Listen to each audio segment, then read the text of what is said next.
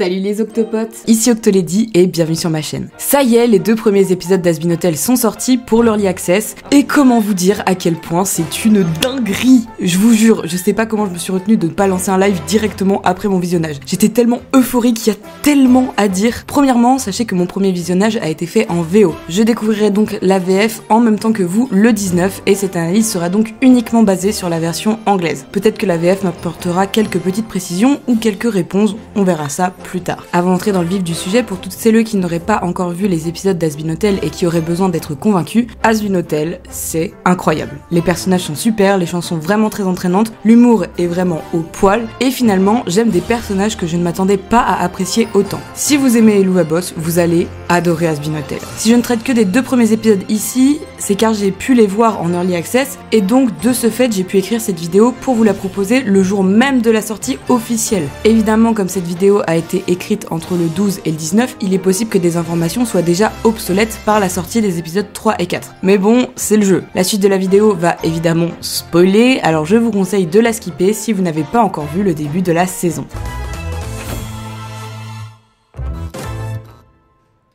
Le plot d'un épisode d'Has Been Hotel tient sur 2 lignes, c'est en tout cas le cas pour les 2 premiers épisodes. Dans ce premier épisode, nous trouvons Charlie et l'équipe une semaine après le pilote. Charlie doit se rendre à l'ambassade du paradis, espérant pouvoir les convaincre de son projet, pendant que le reste de l'équipe tente de tourner un spot publicitaire. Simple, mais efficace. D'ailleurs, en parlant du pilote, il me semble tout de même essentiel de l'avoir visionné avant de commencer la série, car plein de refs y sont faites durant les 2 premiers épisodes. L'épisode démarre de la même manière que le pilote, avec une petite introduction racontée par Charlie en noir et blanc. Ici, elle nous compte plus précisément l'histoire de l'enfer et de sa création. Évidemment, elle évoque l'histoire de son père, Lucifer. Ce dernier était un ange très créatif qui avait énormément d'idées pour la conception de l'univers, mais ses confrères les anges trouvaient ses idées et sa créativité trop dangereuses et l'ont donc écarté de la création. C'est alors que les anges créèrent la terre avec Adam, le premier homme, et Lilith, la première femme. S'ils étaient égaux à la base, Adam voulait prendre le dessus sur Lilith et celle-ci, ne voulant pas se soumettre, s'enfuit du jardin où ils étaient. Lucifer et elle, ayant le même goût pour l'indépendance et étant tous les deux des rêveurs, tombèrent profondément amoureux. Ensemble, ils voulurent partager le pouvoir du libre arbitre avec l'humanité et ils offrirent le fruit de la connaissance à Ève, la nouvelle femme d'Adam. Malheureusement, le fruit était maudit et lorsqu'elle croqua dedans, le mal trouva le moyen d'atteindre le monde qu'avait créé le paradis. Alors, pour les punir, ils furent envoyés tous deux dans un puits obscur, aka l'enfer, créé par le paradis. Ainsi, Lucifer ne put jamais voir le bien émanant de l'humanité, seulement la cruauté et la méchanceté. Cela lui fit perdre foi en ses rêves. Pour la faire courte, Lucifer est désillusionné et n'a plus foi en rien. On est loin de la classique guerre entre le paradis et l'enfer où Lucifer voulait prendre le pouvoir sur Dieu. D'ailleurs, Dieu n'est même pas évoqué. On est donc pas loin de l'image du père un peu Osef qu'on avait imaginé. Il ne croira probablement pas au projet de Charlie, tout simplement parce qu'il ne croit plus en rien. On a affaire à un monarque qui ne gouverne pas. Oui, car en réalité, c'est Lilith qui a tenu la baraque jusqu'à maintenant. Grâce à elle, l'enfer a prospéré d'une certaine manière. Mais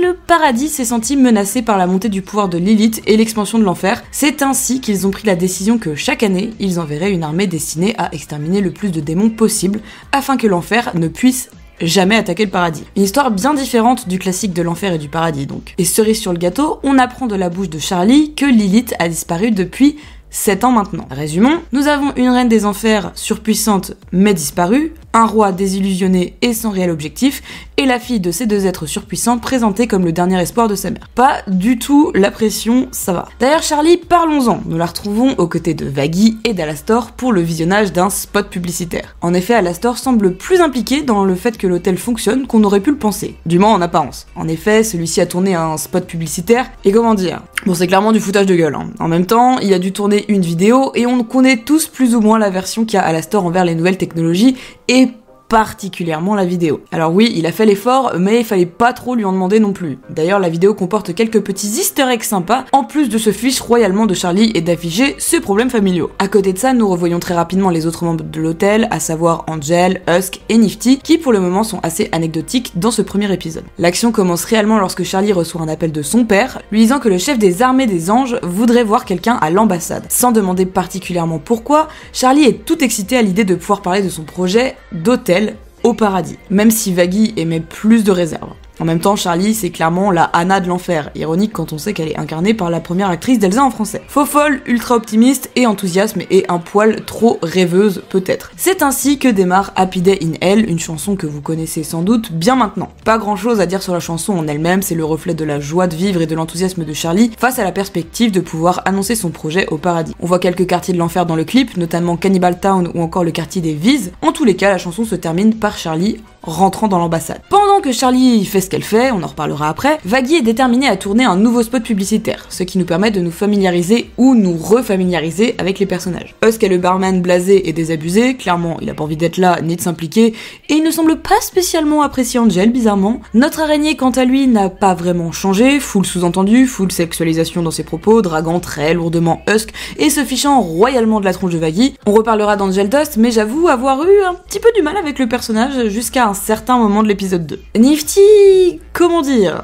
elle est là. C'est déjà pas mal. Vaggie, elle, est dévouée à aider Charlie par tous les moyens, même si cela semble plutôt compliqué. Et enfin, Alastor, évidemment, qui rôde dans l'ombre, se moquant également de la jeune femme qui galère sévère. D'ailleurs, quand celle-ci essaie de le filmer, on remarque qu'il est pratiquement impossible de le faire, Alastor précisant bien que son visage a été fait pour la radio. Il se décide tout de même à l'aider quand Vaggie lui fait remarquer qu'un hôtel vide risque de ne pas être si divertissant que ça. Ils font un deal à voix haute, Vaggie promettant de ne plus jamais demander à Alastor d'utiliser ce genre de technologie en échange du fait qu'il l'aide réellement à faire cette publicité. Et tout semble finir bien. Après cette petite séquence, je dois avouer que j'ai beaucoup plus apprécié le personnage d'Alastor que dans le pilote, chose qui évoluera une nouvelle fois dans l'épisode 2. Du côté de Charlie, elle arrive finalement à l'ambassade. Et pour commencer, j'adore le sadisme du paradis. Leur ambassade, c'est quand même un énorme sablier pour bien rappeler aux Sinners le temps qu'il leur reste avant la prochaine extermination.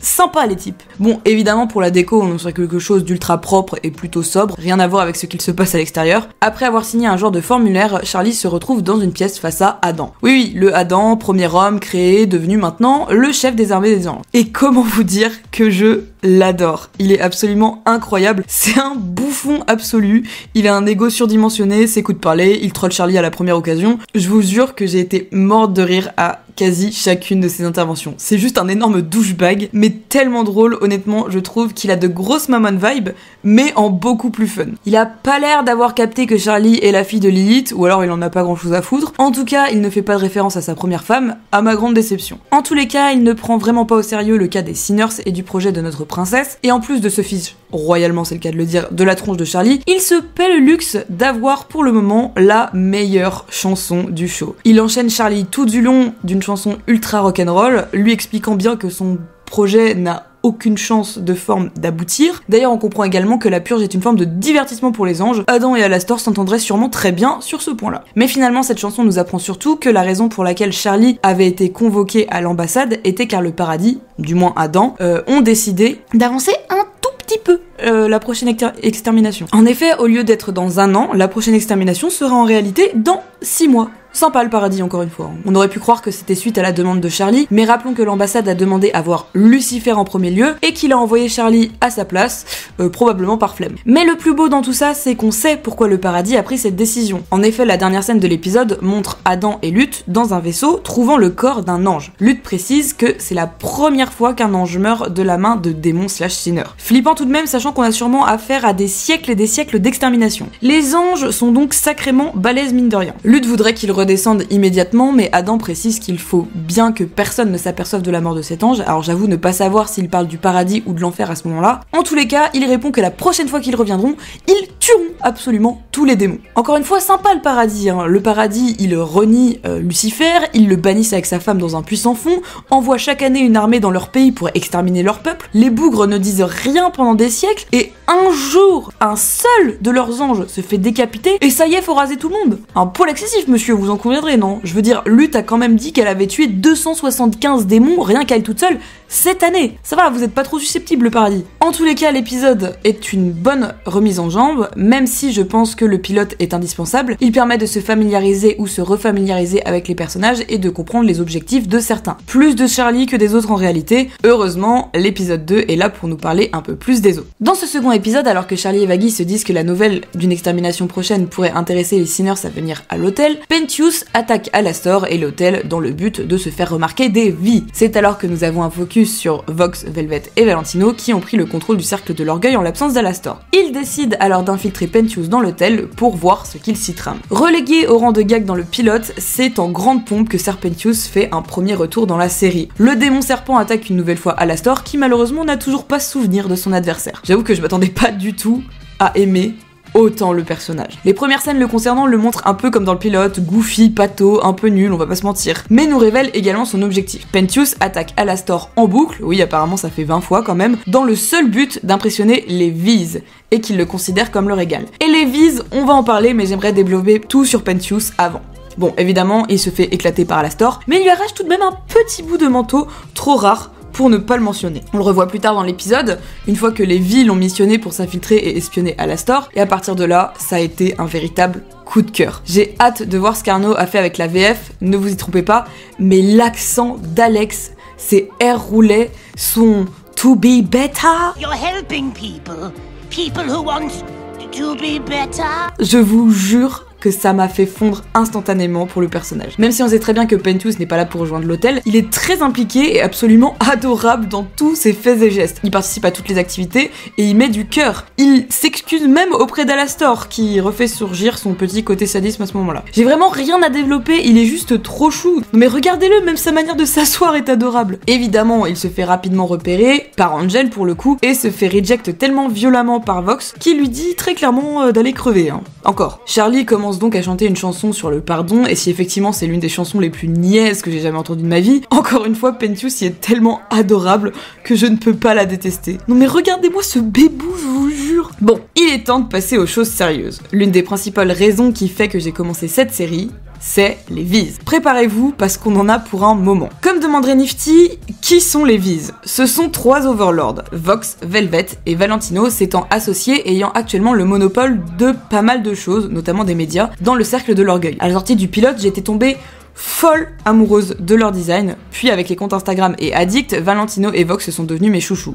Surtout Val en fait. Alors j'attendais énormément de leur arrivée dans la série. On découvre tout d'abord Vox, un genre de touche-à-tout, présent partout, médias, technologie, sécurité. Sa marque VoxTech est surtout et partout. C'est un peu comme un patron de multinationale, mais avec un peu plus de pouvoir. Il a fait mouche dans mon cœur dès sa première apparition. Mais il se fait couper son petit ego trip par Velvet, une de ses collaboratrices, qui lui demande de venir calmer Valentino, actuellement en train de démolir son studio. Et Vox, elle est ravie de devoir aller s'en occuper. Après avoir donné une rapide interview, il se rend directement dans le studio de Velvet qui a l'air d'organiser un shooting photo. J'aime beaucoup son caractère, moi qui l'imaginais comme une sorte de gamine un peu relou à la Harley Quinn. En réalité, elle fait très femme indépendante, juste méga saoulée H24 quoi. Vox monte enfin dans les appartements de Valentino et nous découvrons ce personnage que j'attendais depuis des années. Et je sais pas, c'est pas que j'ai été déçue, mais ce n'était pas ce à quoi je m'attendais au premier abord. Valentino nous est présenté comme quelqu'un de colérique, une véritable drama queen en puissance, et il a l'air un peu con sur les bords également. Quand on le découvre, il est en train de péter un câble sur le fait qu'Angel Dust habite maintenant dans l'hôtel de Charlie, plutôt qu'avec eux ou lui. Ouais, la relation Angel Dust-Valentino a l'air bien complexe également, mais ce sera le dernier point de la vidéo. Vox lui a l'air clairement saoulé et à la fois carrément habitué aux crises de colère de son ami, collègue, amant. J'avoue que je suis un peu perdue concernant leur relation également. Mais d'un autre côté, Velvet appelle Vox pour le calmer, dit que Valentino attend son prince à la tête plate. Quand Vox allume sa cigarette, cela fait un cœur. Bon, il y a quand même plusieurs petits signes qui montrent une éventuelle relation possible entre les deux. Mais là où je pensais que Valentino aurait le dessus sur Vox dans leur relation, voire partenariat, et bah c'est pas du tout le cas. Valentino semble d'être quelqu'un de très impulsif et possessif,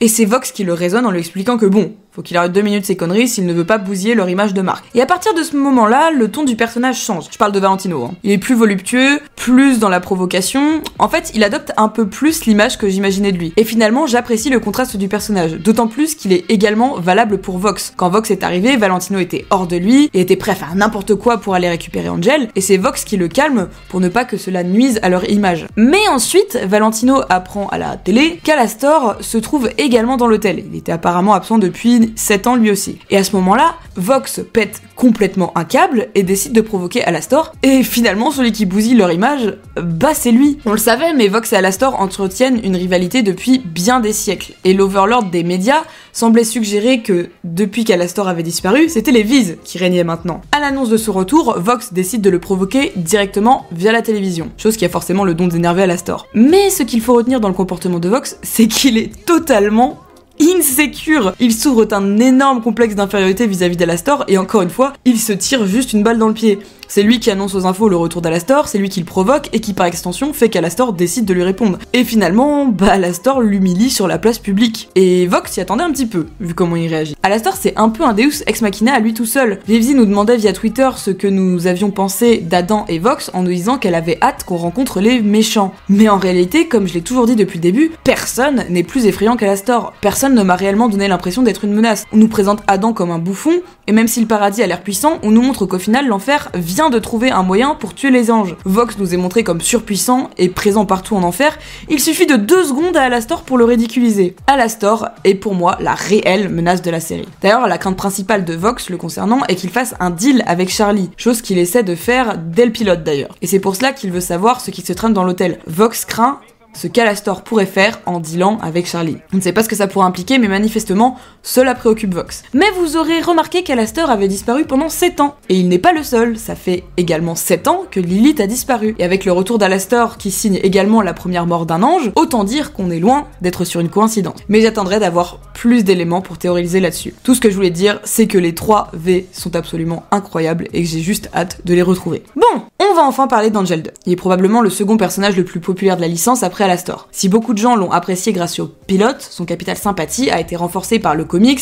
mais aussi le clip Addict, focus sur ses traumas et sa relation avec Valentino, et plus récemment Poison, une nouvelle chanson qui va également dans ce sens. On le sait, Angel est un personnage tout en nuances et en barrières. Si on le prend dans sa globalité, Angel est un acteur porno, très réputé aux enfers, travaillant directement pour Valentino. Selon Addict, il subirait également des agressions de la part de son patron, et selon la série, il serait en plus de ça engouffré dans une relation plus que toxique avec lui. Ajoutons à cela qu'Angel est profondément addict à l'alcool et à la drogue. Il est venu trouver un refuge dans lequel faire une pause de son quotidien désastreux et pour finir, espère au plus profond de lui être rédent. Ça, c'est le portrait dans son ensemble. En sachant tout ça, évidemment qu'on ressent de l'empathie envers le personnage. On voit que Valentino le harcèle de SMS, une des choses à laquelle il voulait échapper en venant ici, mais le safe space qu'il est venu trouver n'en est pas vraiment un. Lorsqu'elles accueillent Pentious, Charlie et Vaggie font tout un tas de reproches à Angel, légitimes, mais qui font mal. Lors du jeu de roleplay, Angel est forcé de jouer un drogué essayant de corrompre un enfant en lui disant que la drogue, c'est cool, quand Pentious joue le dit enfant qui dit non à la drogue